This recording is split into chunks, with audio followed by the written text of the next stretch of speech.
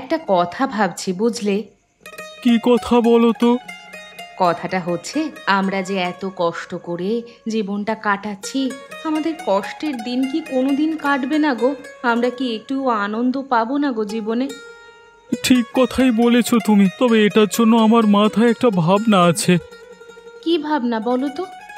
ভাবনাটা হচ্ছে যে আমাদের জীবন থেকে কষ্টের দুঃখের দিন না গেলেও সবাইকে নিয়ে একটু আনন্দ করব ভাবছি। পকেটে পয়সা নেই আর লোকজনকে নিয়ে আনন্দ করবে, কি রকম করে শুনি? ভাবছি সবাইকে ডেকে নিয়ে এই বর্ষার দিনে একটা ভোজ দেব। বললেই হয়ে গেল নাকি?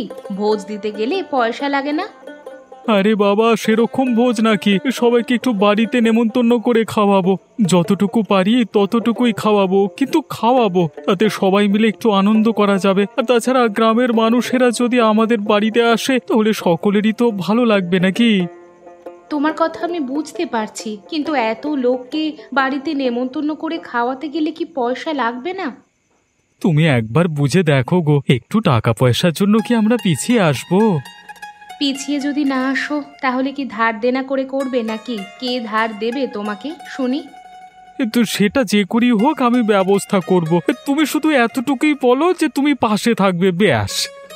দেখো, একটা কথা বলি, এই অবস্থায় সবাইকে ডেকে নিয়ে টাকা পয়সা জোগাড় করে ভোজ খাওয়ানোর ইচ্ছা আমার নেই। তবে এমন কোনো পরিস্থিতি আসবে না যে তোমার পাশে আমি থাকবো না। তোমার পাশে আমি ছিলাম, আছি এবং থাকবো।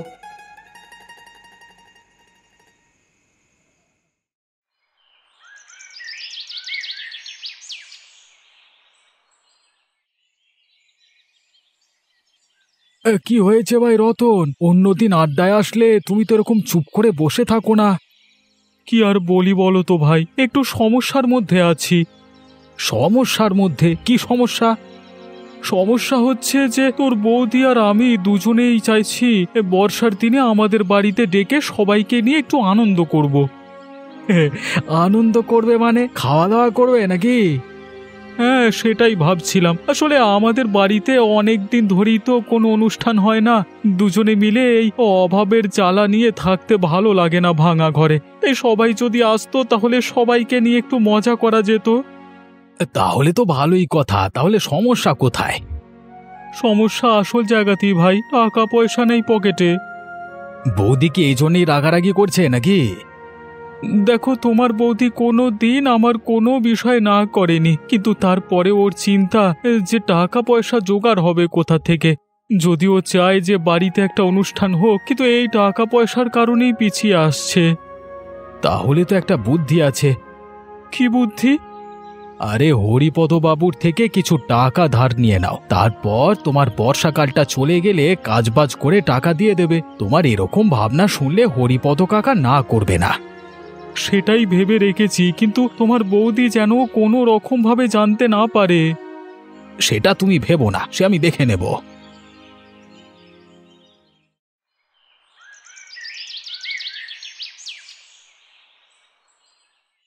বাবু, আপনার সাথে আমার কিছু কথা ছিল। কি কথা বলবে তুমি রতন? বাবু, আমরা একটা কথা ভাবছিলাম, আসলে কি করে বলবো আপনাকে ঠিক বুঝতে পারছি না। আরে বলি ফেলো না, এত নাটক করো না তো। কি বলতে চাও বলো? বাবা, আমি আর আপনার বৌমা এই দুজনে মিলে সেদিন আলোচনা করছিলাম। গোপালের সাথে আমার আলোচনা হলো, আসলে ওই আমাকে বুদ্ধিটা দিল, তাই কি বুদ্ধি বলবে তো? আর কিছুই তো বুঝতে পারছি না। তা আমাকে যদি না বুঝিয়ে বলো তাহলে আমি কি করে বুঝবো? ধ্যাৎ।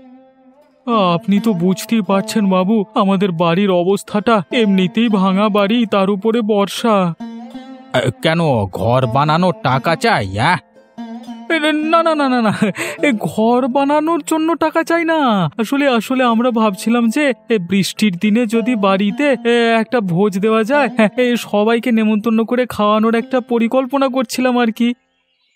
আচ্ছা, তা হঠাৎ করে সবাইকে খাওয়ানোর কেন বুদ্ধি মাথায় এলো? জানেন তো, আমরা দুটো মানুষে থাকি, আর কতদিন দু মানুষে এই অভাবের সাথে লড়াই করতে ভালো লাগে বলুন তো। তাই সবাইকে নিয়ে একটু আনন্দ করতে চাইছিলাম। বেশ বেশ ভালো ভাবনা। বেটা রতন এতদিনে হাতি পাঁকে পড়েছে। কতদিন ভাবি তোর মতো একটা গরিব লোককে ধরে ঘাট টুকুস করে মটকে দেব। এতদিনে আমার সেই স্বপ্ন পূরণ হয়েছে, দেখ শুধু তুই। বাবু কিছু ভাবছেন? হ্যাঁ হ্যাঁ, বলছিলাম যে মানে আমার কাছে তো এখন টাকা নেই, আমি কালকে পলাশের হাত দিয়ে টাকা পাঠিয়ে দেব। আর যা টাকা পাঠাবো তাতে আশা করি তোর হয়ে যাবে। হ্যাঁ বাবু, আমি ধীরে ধীরে আপনার টাকা চুকিয়ে দেব। আর তুই আগে বড় করে ভোজ দিয়ে সবাইকে খাওয়া দাওয়া মন ভরিয়ে, ঠিক আছে? তারপর আমার টাকা পয়সা দিবি ধীরে সুস্থে, ঠিক আছে? হ্যাঁ হ্যাঁ। ধন্যবাদ বাবু, ধন্যবাদ। গোপাল ঠিকই বলেছিল, আপনার কাছে এসে আমার এত বড় সমস্যাটা সমাধান হয়ে গেল। আপনার উপকার সারা জীবন মনে থাকবে বাবু।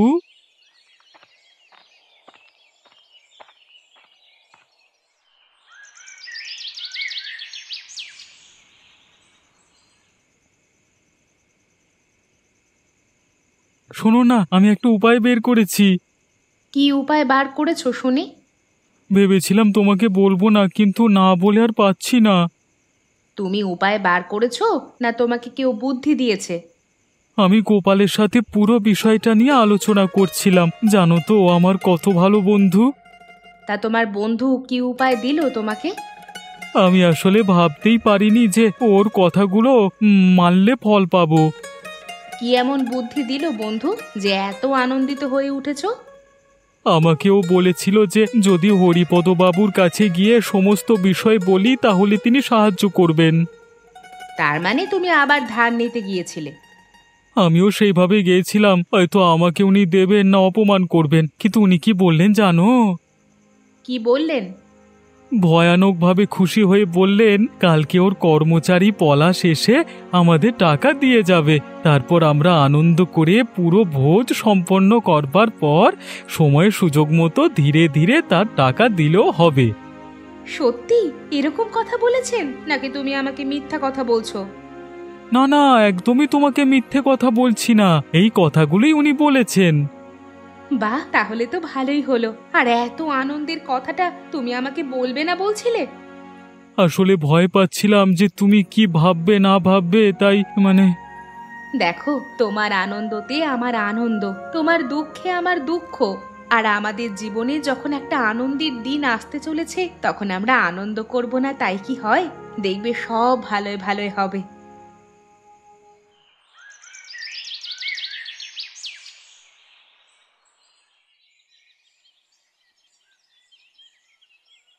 রতনদা কোথায় গো?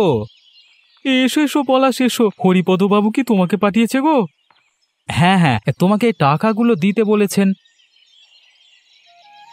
আমি হরিপদ বাবু আর তোমাদের কাছে না সারা জীবন কৃতজ্ঞ থাকবো পলাশ। আরে ছাড়ো তো রতনদা, ওসব কথা এখন ভেবে লাভ নেই। আমি শুনলাম তুমি নাকি বাড়িতে খুব বড় করে একটা ভোজ খাওয়াবে সবাইকে। সেখানে কিন্তু আমাকে নেমন্তন্ন করতে ভুলো না। বড় করে খাওয়াতে পারবো কিনা জানি না পলাশ, তবে যথাসাধ্য মতো সবার সেবা করবার চেষ্টা করব এবং সবাইকে নিয়ে আনন্দ করবার চেষ্টা করব। তোমার মন বুঝেই হরিপদবাবু টাকাগুলো পাঠিয়েছেন। এতগুলো টাকা পাঠিয়েছেন যে আমার সব কাজ ভালোভাবেই হয়ে যাবে। তোমার মতো মানুষ যে এখনো আছে সেটা ভাবলেই অবাক হয়ে যায়। এখনকার দিনে শুধুমাত্র লোকে নিজের কথা ভাবে, আর তুমি এখনো সবাইকে নিয়ে চলতে চাইছো। আমারও খুব ভালো লেগেছে যখন বাবু বললেন তোমার বিষয়ে। আমি তো এত কিছু ভাবতেই পারিনি। কিন্তু ওটাই ভাবছি যে এত বড় কাজ করার দায়িত্ব নেবে। আমি জানতাম তোমার এই সমস্যাটা হবে। তুমি একবার তোমার বন্ধু বান্ধব বা বাকি সবার সাথে কথা বলে যদি তেমন কোনো অসুবিধা হয় আমাকে জানিও। হ্যাঁ হ্যাঁ, তা তো জানাবোই ভাই, তোমরা ছাড়া আমার আর কে আছে বলো? আমার নিজের কোনোদিন সাহস হয়নি গ্রামের সবাইকে ডেকে খাওয়ানোর মতো। তুমি যখন এত বড় কাজটা করছো তখন সাহায্য করা অবশ্যই চেষ্টা করব। ঠিক আছে, আমার এখন কাজ আছে, আমি যাই। হ্যাঁ, ভালো করে আনন্দ করে করো দাদা। হ্যাঁ হ্যাঁ হ্যাঁ, ঠিক আছে ভাই, যাও। আমি দেখি এইদিকে কতটা কি ব্যবস্থা করতে পারি। হ্যাঁ হ্যাঁ।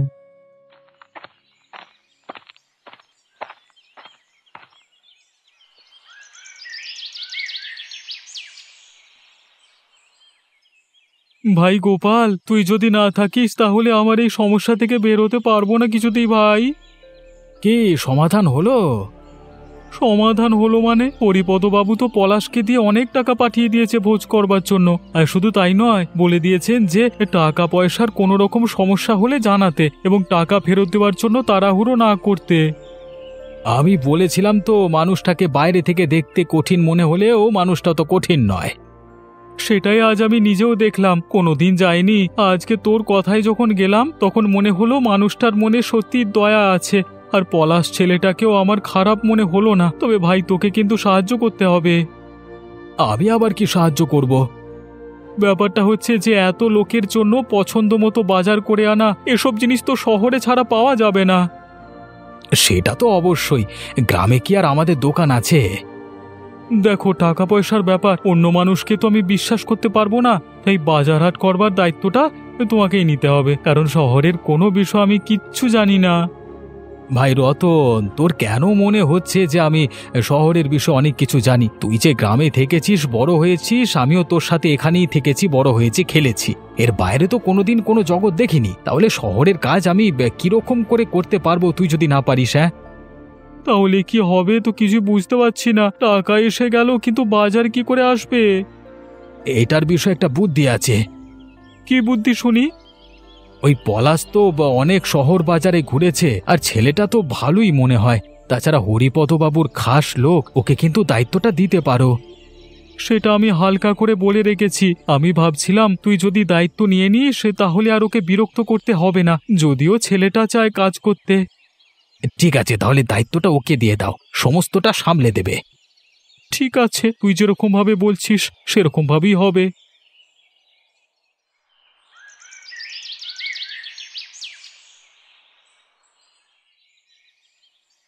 পলাশ ভাই, বাড়িতে আছো? হ্যাঁ রতনদা, এসো না, কিছু বলবে? আমি অনেক ভাবনা চিন্তা করলাম, তাছাড়া গোপালের সাথে ব্যাপারটা নিয়ে আলোচনা করলাম। কি বিষয়ে বলো তো? এই যে এত বড় একটা অনুষ্ঠান হবে, এটার জন্য কত জিনিসপত্র লাগবে, সমস্ত কিছু তো আর আমাদের গ্রামে পাওয়া যাবে না। আমাদের গ্রামে তো কিছুই পাওয়া যাবে না, কিন্তু তা বলে কি আনন্দ আটকে থাকবে নাকি?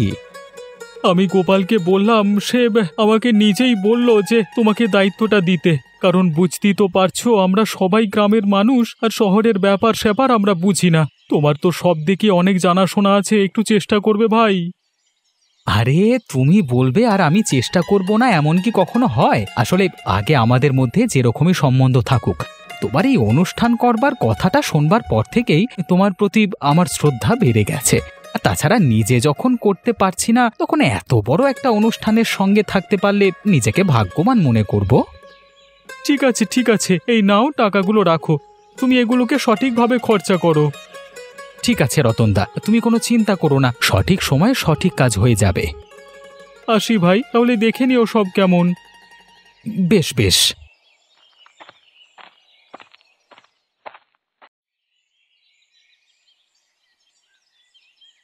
আরে রতন, বাড়ি থেকে বের হ দেখে।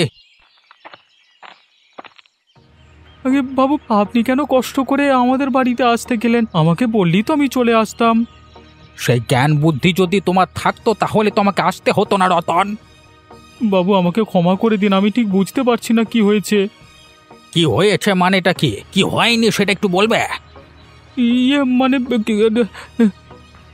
মানে আমি কিচ্ছু জানি না, যেটা বলছি পরিষ্কার করে শুনে নাও। সেদিন তো আমার বাড়িতে গিয়ে হাতে পায়ে ধরে টাকাগুলো নিয়ে এলে, আর এখন 1 সপ্তাহ হয়ে গেল না ভোজ খাইয়েছ আর না আমার টাকা ফেরত দিয়েছ। বাবু, বিশ্বাস করে পলাশকে টাকাগুলো দিয়েছিলাম শহর থেকে জিনিসপত্র কিনে আনবার জন্য, কিন্তু সে এখনো ফিরেই আসেনি, আর আমার টাকাটাও আমি পাইনি। দেখো, সব গল্প আমি শুনতে চাই না। তুমি কাকে টাকা দিয়েছ, কাকে টাকা দাওনি সেটা আমি জানি না। ছোট লোকের মতো কাজকর্ম করবে না আমার সামনে, একদম এসব নয়, আমার এসব জিনিস পছন্দ নয়। বাবু, এসবের চিন্তায় আমার নিজেরই ঘুম হয় না। আমি শুধু ভেবে পাচ্ছি না যে একটা মানুষকে বিশ্বাস করে আমি এতগুলো টাকা দিলাম, সেই টাকাগুলো নিয়ে কোথায় গেল? সেটা তো আমার জানবার কথা নয়। আমি তোমাকে ভোজ খাওয়াতে টাকা দিয়েছিলাম, হয় তুমি খাওয়াবে আর না হলে তুমি টাকা আমাকে ফেরত দেবে। এই জন্যই বলে ছোট লোককে বিশ্বাস করতে নাই। পরিষ্কার করে বলে দিচ্ছি, তোমাকে 2 দিনের সময় দিচ্ছি।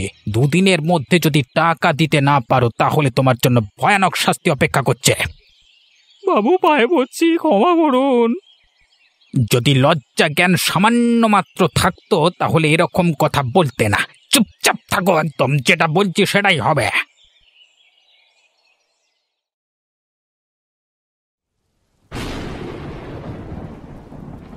বৌদি, রতন আছে? হ্যাঁ আছে তো, দাঁড়াও ডাকছি। তুমি এরকম উত্তেজিত কেন? একটা বিপদ হয়ে গেছে, তাড়াতাড়ি ডাকো। ওগো শুনছো? এদিকে একটু শুনে যাবে, এসো। দেখো ঠাকুরপো এসেছে তোমাকে কিছু বলতে।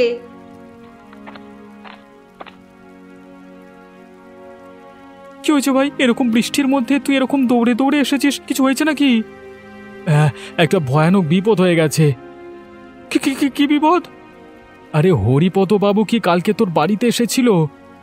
হ্যাঁ তো এসেছিল তো। তোর বাড়ি থেকে যাওয়ার সময় বৃষ্টির মধ্যে রাস্তায় পিছলে পড়ে পা ভেঙেছে। কি বললি? এ বাবা, কিভাবে? এমনিতেই তো জানো তোমরা যে বুড়ো মানুষ, সবাই মানা করে বাইরে না বেরোতে, কিন্তু এই বৃষ্টির মধ্যে বাইরে বেরিয়েছিল, পেছল রাস্তায় পা সামলাতে না পেরে পড়ে গেছে। এখন কেমন আছেন? সম্ভবত পা আর কোমর ভেঙেছে, অবস্থা খুব একটা ভালো নয়। তুই কি করে জানলি? গ্রামের সবাই বলা বলি করছে, সবাই খুব চিন্তায় আছি হরিপদবাবুকে নিয়ে। দেখ ভাই, পরিষ্কার বলছি যে আমাকে বাড়িতে এসে হরিপদবাবু না খুব অপমান করে গেছিলেন, কিন্তু আমার মনে হয় উনি খুব একটা ভুল নন। ওনার জায়গায় থাকলে আমিও ঠিক এই কথাগুলোই বলতাম। যাই হোক, সেটা আমার কপাল, কিন্তু সত্যি মানুষটা যে এরকম বিপদ হবে সেটা ভাবতে পারিনি। কথাগুলো শুনে আমার খুব কষ্ট হচ্ছে। যাই হোক, বেশি চিন্তা করো না, তুমি নিজেদের সমস্যাগুলো সমাধান করার চেষ্টা করো, বাকি আমি জানাবো। কি আর করব ভাই, যা কপালে ছিল তাই হয়েছে, এখন দেখা যাক কি হয়।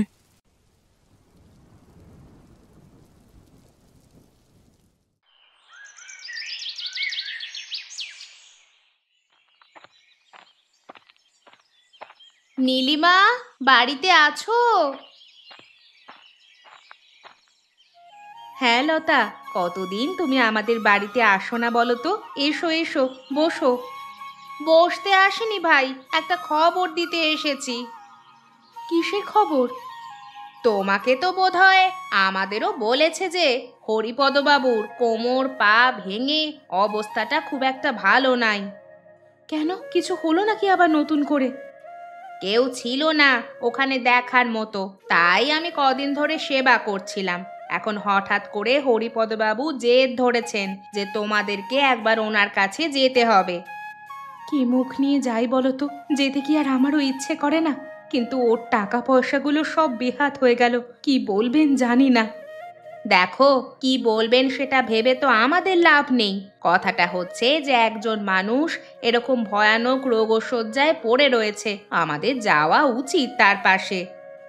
ঠিকই বলেছ, ঠিক আছে, কাল সকালেই আমি যাব। আর হ্যাঁ, আমি একটা ওষুধ জানি, ওই ওষুধটা ওনাকে দেব, হয়তো সুস্থ হয়েও যেতে পারেন। ঠিক আছে, আমি এখন যাই গো, বুড়ো মানুষ একা থাকেন, কেউ তো দেখার নেই আর। ঠিক করে রেখো ভাই, দেখো যেন কোনো অসুবিধা না হয় ওনার।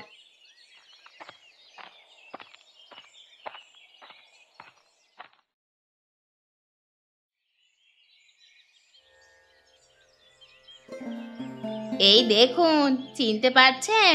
রতন আর নীলিমা এসেছে। তোমরা তোমরা এসেছো সতী? দেখো, তোমাদের সেদিন কত অপমান করলাম। ওসব ভুলে যান, ওসব নিয়ে আমরা কিচ্ছু মনে করিনি। আমরা আপনাকে দেখতে এসেছি, আমি একটা ওষুধ নিয়ে এসেছি। ওষুধটা খেলে আপনি ঠিক হয়ে যাবেন ধীরে ধীরে, আর ব্যথাটাও ঠিক হয়ে যাবে। ওসব কথা ছাড়ো, ঠিক না হলে অসুবিধে নেই, কারণ আমি বুড়ো হয়ে গেছি। আমি কিছু বলতে চাই তোমাদের। মানে আপনার পয়সাটা কিন্তু এখনো। পয়সার কথা তোমাকে বলতে হবে না, আমি বলছি। কি হয়েছে বলুন তো? এসব হচ্ছে লোভে পাপ আর পাপে মৃত্যুর ফল। তুমি যেদিন বলতে এলে আমাকে টাকার কথা, সেদিনকেই আমি ভেবে নিয়েছিলাম যে তোমাকে টাকা ধার দিয়ে পলাশকে দিয়ে কোনো রকম ভাবে তোমার কাছ থেকে সেই সব টাকা আবার হাতিয়ে নেব। তারপর তোমাকে চাপ দিয়ে তোমার সর্বস্ব হরণ করব। আর সেই পাপেই দেখো আমি এখানে পড়ে রয়েছি। এসব কি বলছেন হরিপদ বাবু?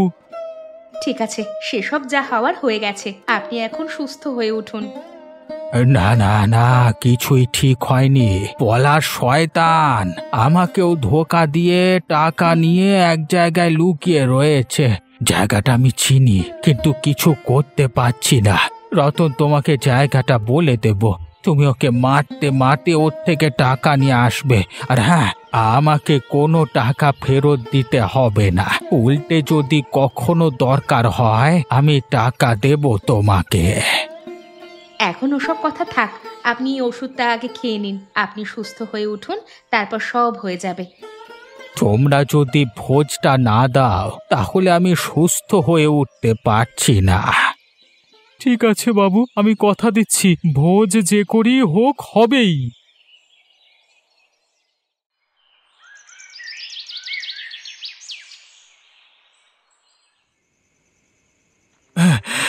রতন ভাই, কেল্লা ফতে।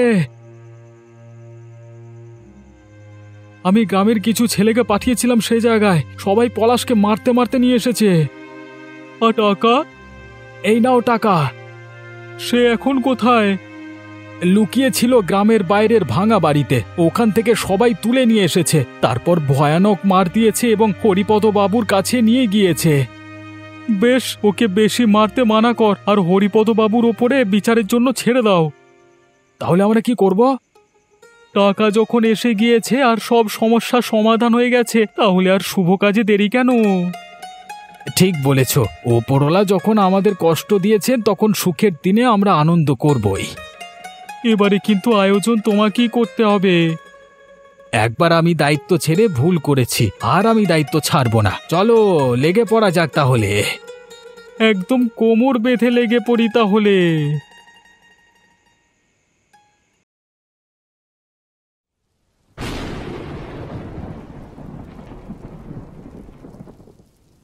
এই দাও দাও, কে কোথায় আছো? সবাইকে একটু ভালো করে খাবার দাও, খাবার দাও।